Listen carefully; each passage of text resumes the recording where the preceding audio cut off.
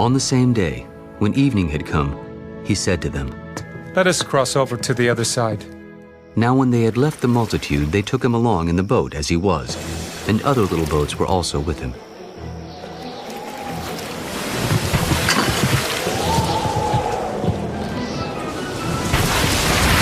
And a great windstorm arose, and the waves beat into the boat so that it was already filling. But he was in the stern, asleep on a pillow, and they awoke him.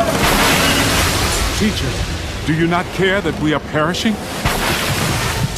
Then he arose and rebuked the wind and said to the sea, "Peace! Be still!"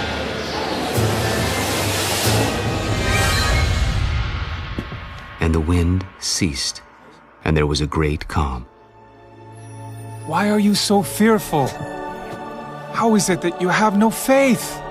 And they feared exceedingly, and said to one another, "Who can this be, that even the wind and the sea obey him?" Storms are a part of our lives. And what we do through the storms can develop us. They don't always. They are a disruption to our lives. They could be storms. These are just some of my thoughts. You might have some storms that you could add to this.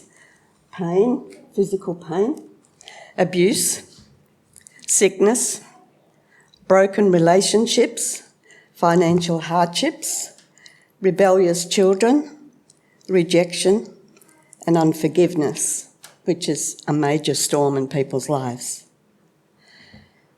These occurrences in our lives can either make us stronger or they can break us. And they can affect our mental well-being. James says in his first chapter, "Consider it all joy, my brethren." And you virtually said that, the joy that she would have when you encounter various trials, knowing that the testing of your faith produces endurance. We'll look at this story in Mark and see what some of these trials these disciples went through. Jesus said to them, "Let's go over to the other side." He had been busy for 3 days healing people and all that sort of thing, and he was really needing a break. To me, that was a promise that he gave. Let's go over to the other side. If he didn't think that and that they would drown, he wouldn't have said it, because Jesus was the Son of God.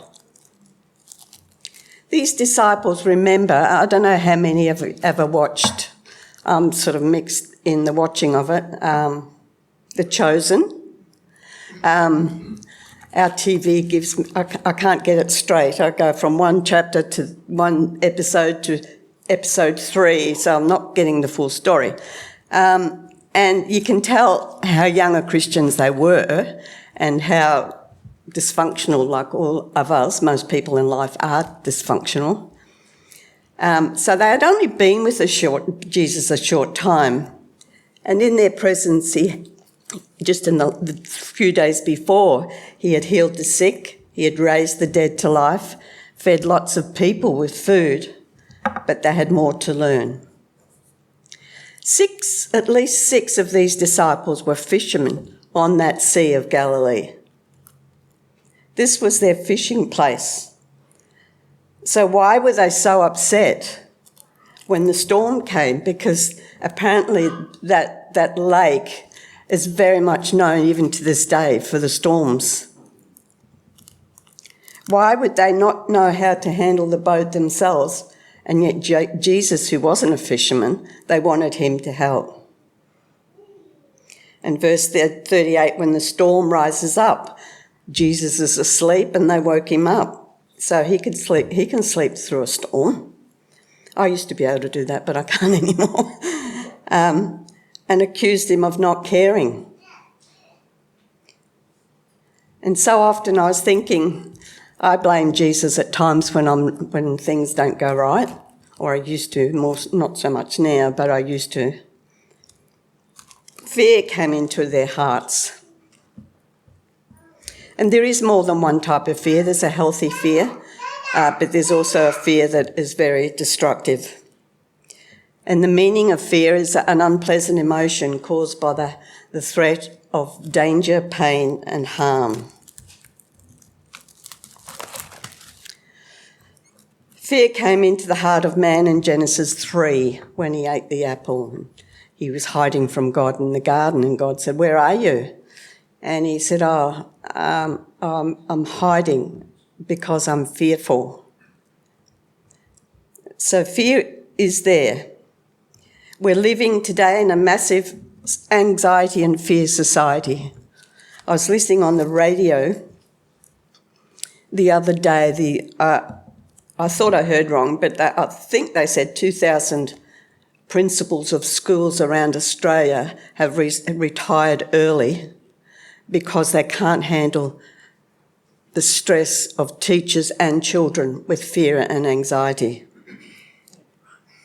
And that's what the old devil wants. Forget where the COVID came from. He wants to make us fearful and anxious and virtually helpless. I was a very, very fearful person, and I didn't recognise it till I got married because I was one of 10, so I'd never, ever in my life been on my own. I grew up in a little village in Scotland, so you're protected from a lot of life. And then I got married, and then Paul would go out to do, he wasn't a pastor then, but church work, and I would be just, as the saying goes, scared spitless. I would close all the windows, and if at daylight savings, I'd close all the windows, put the blinds down, and just sit in total fear. And if he went away the night, I used to take my 2 girls and go to my parents' place and stay. I just couldn't handle being on my own. But as a child growing up, I didn't grow up in a family that went to church, but in the little village it was easy to go off to church and Sunday school by yourself. So I always was aware of God's presence. But there's a few times in life I've specifically heard the voice of God. And this night I was in my kitchen, and of course I put the girls to bed, anxious, everything else. And then I heard God say, and Paul said, I changed the wording, it doesn't sound good. No. He said to me, don't you think I can look after you better than that husband of yours? He wanted me to say, your dear husband. It was the beginning of me getting rid of fear. It didn't happen straight away, but I realised that God really loved me and wanted me to be rid of this fear, because fear is a bondage. It stops us from doing and enjoying life. And when the old devil tried to throw it back at me, I'd say, no, this is what God said to me. I virtually could hear his voice saying it. Now I love being on my own. I love getting rid of Paul to Hamilton. And does Jesus care? He definitely does. So he says, do not fear, for I am with you. Do not dismay, for I am your God. I will strengthen you and help you. I will hold you and strengthen you with my righteous right hand. And the only way we can grow and believe is to trust the promises he has given us through his word. Many people go through life stuck because the Bible is a dry book to them and they never develop a relationship with the Godhead. Jesus Christ is the majestic Son of God. We lived in Darwin 4 years looking after a church up there, and I got a job at a Christian school. I didn't want it, but the principal rang and rang and rang. And the pastor's wife in another Baptist church started the same day, and I used to take her to work. And the accountant, who was our boss, he came in and introduced us to, there's probably about 20 people in the room. And he said, oh, these two are pastors' wives, which I hate, but anyway, he said it. And they said, yeah, and they probably read the Old Testament as well. Well, Sue and I got in the car when we went home and we said, what's that mean? What are they saying? So then I moved to another part of the school. I did the finances for the Indigenous kids in Darwin. They had house parents. We had 100 kids in homes. So I asked some of the young ones over there, did they read the Old Testament? And they said, no, it's too hard. And I found that very sad because the Old Testament tells us a lot about God. They say it's they're harsh books, but they're not.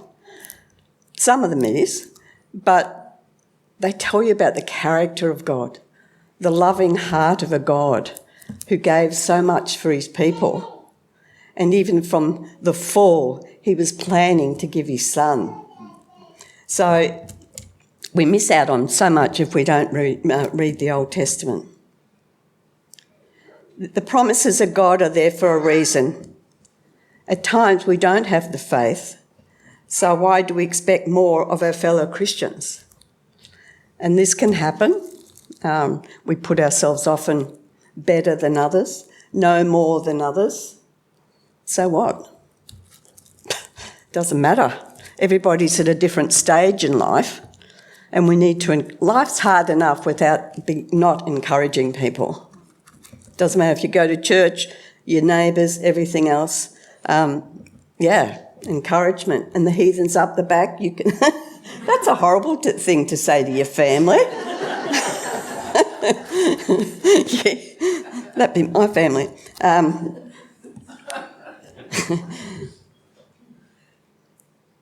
These young men were in training to be the church of the future, but also the chosen shows the persecution of Christians in those early days. So why are we so surprised that we're being persecuted now? Verse 40, Jesus asked them, why are you so afraid? Do you still have no faith? Our faith needs to grow.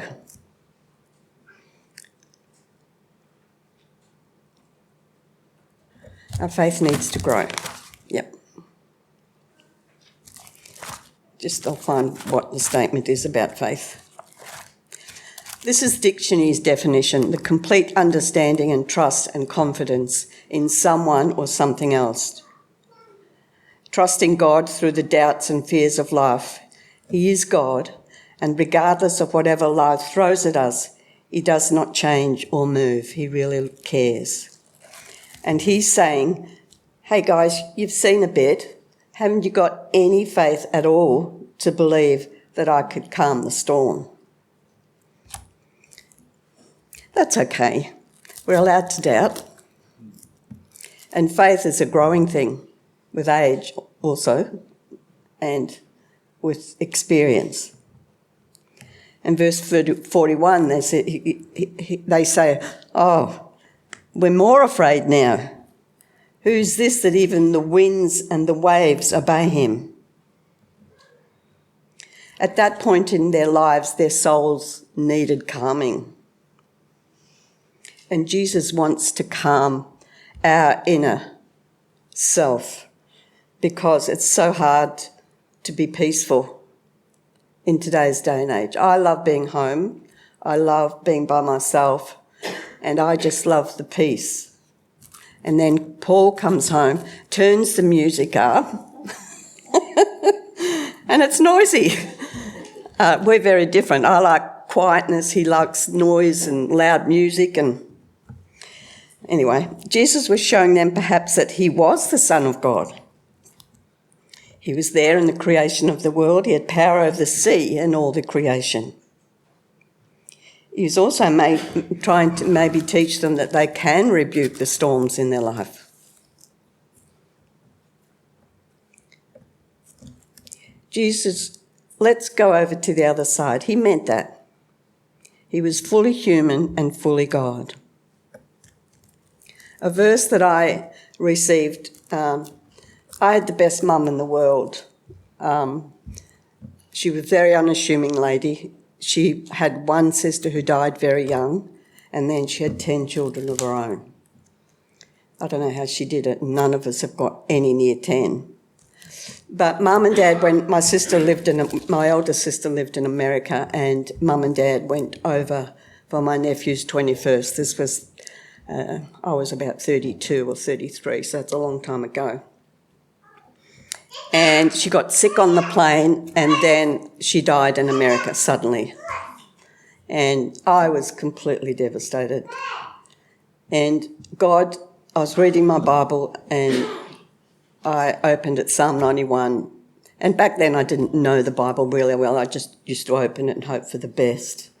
And this scripture is very meaningful. And it says, "We live within the shadow of the Almighty, sheltered by the God who is above every other God." You may be in the storm, one of those storms that we talked about, but the year before that, Paul had been starting counselling, and one of our friends at Marysville ran a large counselling centre. So I said, come up and come into some of our sessions. So we went in, not that I was interested in counselling, but Graham said, come in as well. And this lady's telling a story, and I'm starting to feel sick inside.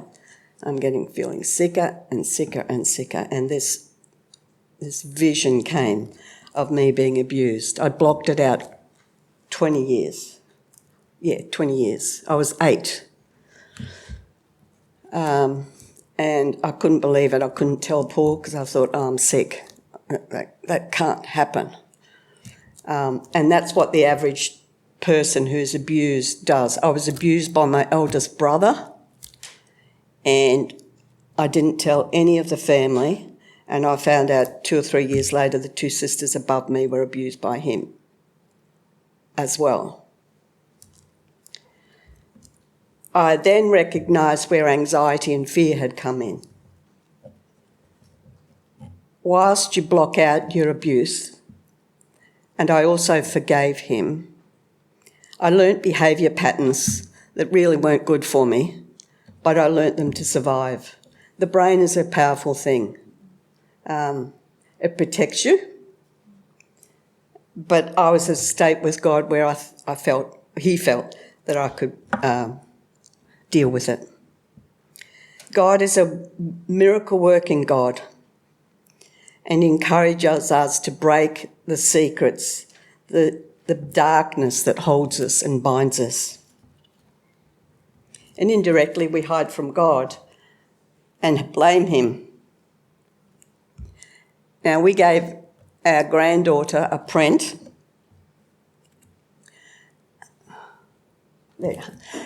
for her birthday a couple of years ago. One of the lasses in our community is a professional artist, and I just thought this depicts God and Molly, it was for Molly, protecting under his wings and feeling totally safe.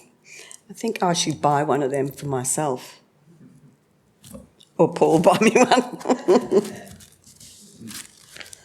Yeah, so with my abuse, we went to America. I still hadn't told Paul, and the church, we were at a large church in Geelong, and every year one of the pastors did overseas study or training, and we went to this Narramore School of Psychology, and the wives had to go, so I tagged along, and it's a very subtle course. It's 4 weeks, 3 weeks, something.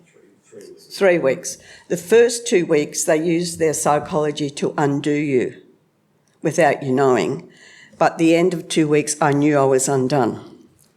The anxiety was here. I couldn't eat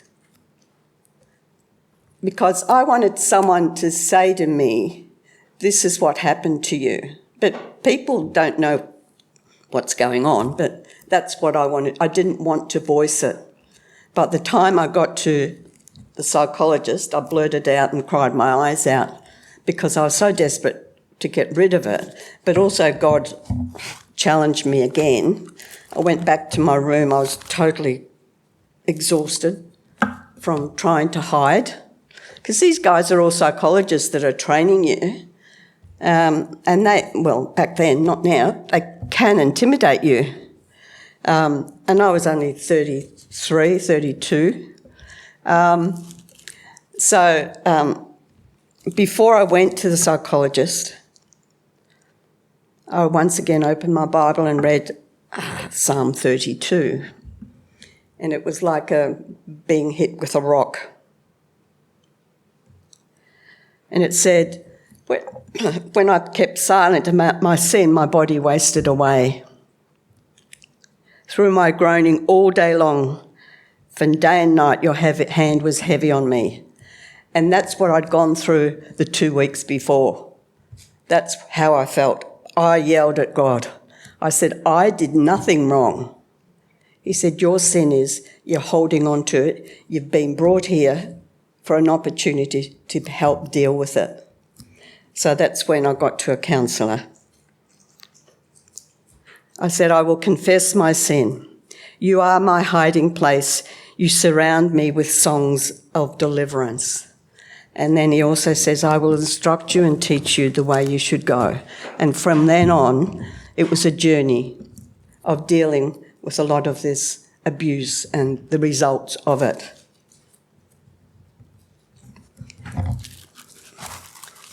And with abuse, I'm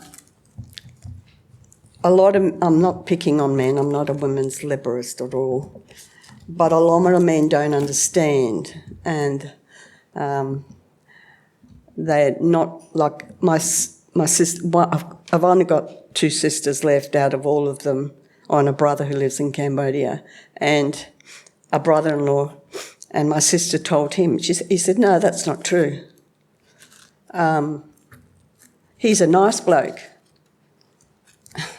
And my sister's a bit loud and loud-mouthed. And she said, are you calling Anne and Mark and I a liar? No. But he didn't understand. And he was too old to deal with it as well. So we have to be very gentle in the way we handle people who have been abused, and it's getting worse. With all the out in the open stuff, it's not getting any better because the family unit is broken. And a lot of the stuff in our society now is coming from a broken family unit because the devil doesn't want the family unit. I hear some of the stuff on TV at night, on Sky News I listen to, and you think this is absolute tragedy. What on earth is going on? Even our children having to say what sexual preference they have at 6. Yeah, it's just not there. But we need to learn God's peace through the storms of life because it saves us. Yeah, it saves us. God gives us peace. He says, peace I leave with you, not as the world gives. It has taken me many years and a lot of pain, and Paul putting up with me, because I was with the anxiety and that I was depressed as well. So once I was nice, the next time I wasn't so nice. But there is peace in the storm, and that peace comes from knowing Jesus Christ.